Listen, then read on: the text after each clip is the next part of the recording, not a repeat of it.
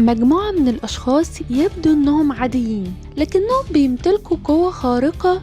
منهم اللي حواسه قوية، ومنهم اللي بيطلق كهرباء من جسمه، ومنهم اللي بيطفو.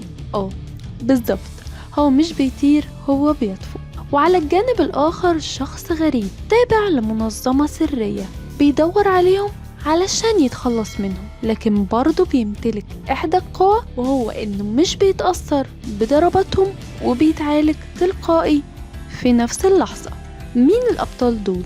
وليه مختفيين؟ وإيه دوافع الشخص اللي بيتخلص منهم؟ إجابة كل الأسئلة دي وتفاصيل تانية كتير هنعرفها مع الأحداث.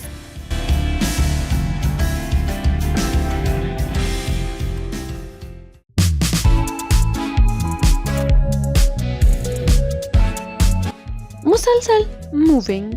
المسلسل جمع مجموعة قوية من الممثلين الكوريين زي زو إن سونغ وهان هوي جو. أما شخصية تشانغ جو وون واللي قدمها ريو سونغ ريون، واللي ما تعرفش فهو اللي قام ببطولة النسخة الكورية من فيلم ميراكل إن سيل نمبر 7، وكالعادة قدم دوره بشكل قوي واللي أكيد هيأثر فيك بأدائه.